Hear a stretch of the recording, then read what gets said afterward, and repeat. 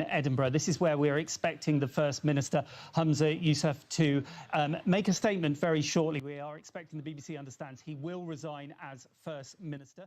Talking to Brian Taylor, political commentator in Scotland and long-time BBC Scotland political editor.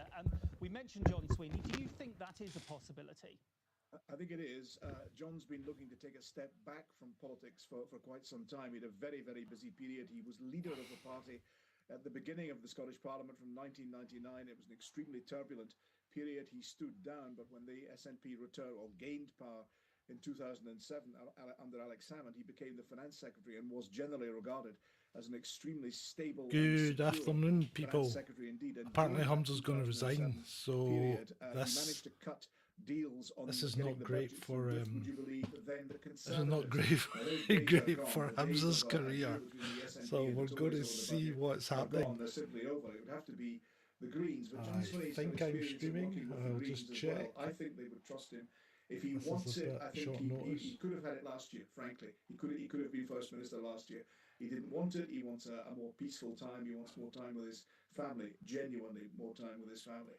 But I think that he could perhaps be persuaded that there is a service to be done to his party and to the nation. Yes, we are live. So sorry for that. There are some senior members of the so this is us just waiting. We're just waiting on it. This is the BBC that we're on just now.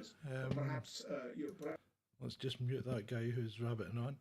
But yeah, things are looking grim for our Humza. Looking very grim indeed.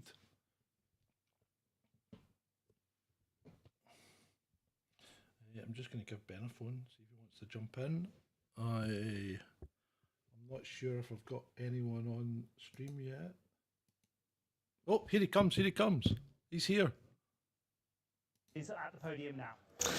Last week, I stood here to announce the ending of the cooperation agreement between the SNP and the Greens, the Butte House Agreement, and that the SNP would seek to govern as a minority government. I made that decision as leader of the SNP as I believed ending the Butte House Agreement was the right one for the party I lead, and I still do believe that to be the case. But most importantly, I believe it was the right decision for the country. My hope was to continue working with the Greens in a less formal arrangement as the SNP moved into a new phase of minority government. Unfortunately, in ending the Butte House Agreement in the manner that I did, I clearly underestimated the level of hurt and upset that caused Green colleagues. For a minority government to be able to govern effectively and efficiently, trust when working with the opposition is clearly fundamental. And while a route through this week's motion of no confidence was absolutely possible, I am not willing to trade my values and principles or do deals with whomever simply for retaining power. Therefore, after spending the weekend reflecting on what is best for my party, for the government and for the country I lead, I've concluded that repairing our relationship across the political divide can only be done with someone else at the helm. I have therefore informed the SNP's National Secretary of my intention to stand down as party leader and ask that she commences a leadership contest for my replacement as soon as possible. In order to ensure a smooth and orderly transition, it is my intention to continue as First Minister until my successor has been elected, particularly as the Parliament will be debating some incredibly important legislation in the coming days and the coming weeks. I cannot tell you what an honour it is being the First Minister of the country I love, the country I'm raising my family in, and the only country I will ever call home. As a young boy born and raised in Scotland. Grief, now we're going to get nothing but drivel from him, so I'm going to cut off there. Yeah, so there you have it. From the horse himself, Humza has resigned as party leader. He's going to retain that post until the leadership competition has been run and we have a new leader of the SNP. Again, this will be another unelected First Minister, which should only be temporary until an election is called. I'm surprised, one, that his ego allowed him to resign. Two, that he didn't just call a general election instead, because that would probably, well, it would have been the coward's way out, because then he would have probably lost anyway and lost a stack of SNP seats. But that's going to happen anyway, because he's obviously under pressure from the party, who are saying, you know, Humza, get out because you're just incompetent. He's the Lance Stroll of the political world. Everybody knows he's incompetent, but you know, Daddy's keeping him in his seat, and the only person that was keeping Humza in his seat was his own ego. And unfortunately, his ego's had a word with him and told him to bolt. And he's done it. So there you go. Humza Yousaf resigns. Well, my God, what's Humza going to do? I'm sure we'll get a statement from Humza pretty soon. So we'll see what happens there. But from the horse's mouth, Humza Yousaf resigns.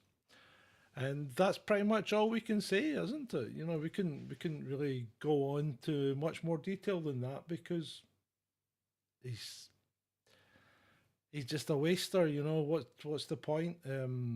He's not done anything good for the country.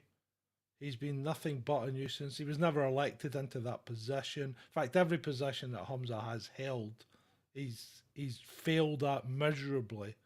And he's failed at this one, the top post in Scotland. So goodbye, good riddance. I hope when we never see you again. Unfortunately, I think he might pop up occasionally, but yeah, I mean, he's not the kind of guy that. He's not the kind of guy we want running the place. He has his own particular views, and most of them, I would say, are bordering on, you know, the R word. He's had a string of misdeeds following him around, including some allegations about his own personal life and his predilections towards other people. But hey, nothing was ever proven.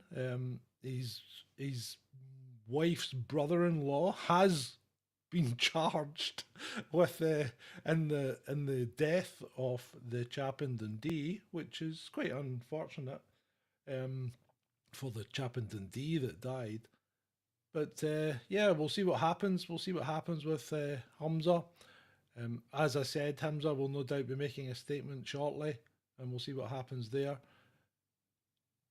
Who's gonna take over? Is it going to be wee Katie?